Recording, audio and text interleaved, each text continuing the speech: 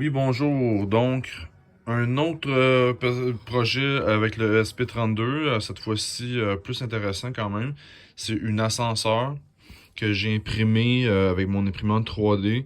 Donc, une base, 4 étages, une toiture si on veut, avec plein de petits morceaux qui permettent de faire des poulies.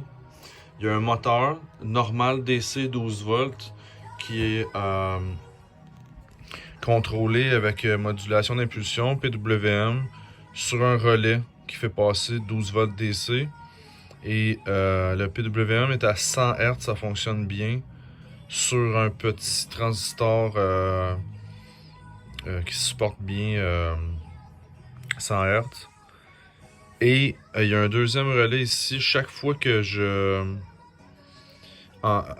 désengage ou réengage le moteur, ça crée un court-circuit si je stoppe. Ça me permet d'arrêter exactement au bon endroit. Donc je court-circuite les bornes du moteur. Donc les aimants à l'intérieur. Donc ça me permet de freiner. Un petit frein artificiel, mais je sais que ça existe aussi avec des gros moteurs. Il y a un afficheur qu'on va voir en démo qui affiche l'étage. Il y a aussi une petite animation pour dire qu'on monte et on descend. Donc 4 limit switch, 4 interrupteurs de fin de course à chaque étage. 4 boutons et 4 petits indicateurs. 4 petites DEL pour dire qu'on est en attente. J'ai pas fait un petit tableau pour qui représente les boutons et les indicateurs à l'intérieur de l'ascenseur. Parce que c'était tout simplement, dans mon cas, tous des trucs en parallèle. C'était tout un peu plus simple comme ça. La porte aussi a un servomoteur pour ouvrir et fermer la porte. Et l'ouverture se fait avec une minuterie, mais la fermeture s'arrête avec un autre limit switch. Et une petite lumière à l'intérieur de l'ascenseur, mais c'est tellement noir, il n'y a pas de reflet et donc on voit pas grand chose, malheureusement. Si je fais une remise à zéro du microcontrôleur, l'étape numéro 1, c'est de fermer la porte et descendre jusqu'en bas.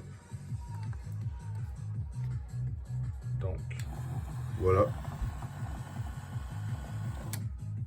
Maintenant, ce qui se passe, c'est que s'il y a des demandes à des étages, l'ascenseur se met en mode montée ou descente. Donc, si je demande d'aller à un certain étage, s'il y en a d'autres, il va aller chercher les autres par en haut.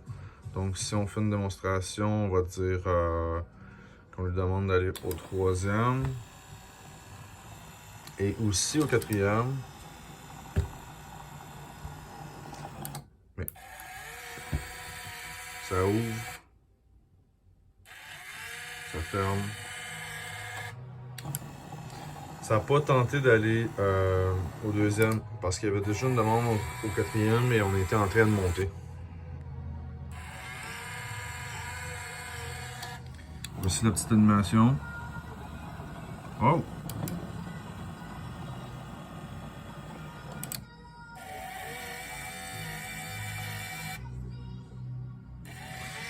Enfin, j'arrange l'animation, je viens de remarquer un bug. Ouais, tout à fait. Troisième.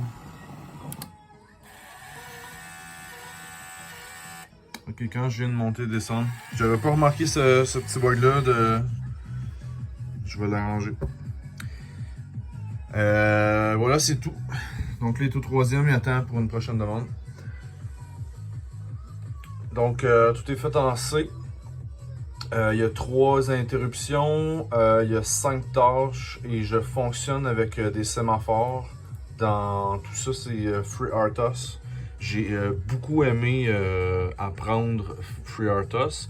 Il y a encore, sans aucun doute, beaucoup de choses qui me restent à essayer. Mais sinon, le principe des mutex, des sémaphores, des priorités de tâches, et que tout roule en même temps, c'est vraiment génial. Quoi d'autre? C'est pas mal ça. Présentement, je fonctionne que je suis alimenté par mon port USB pour le 5 volts et le 3.3. Et j'ai un petit power supply pour le 12 volts.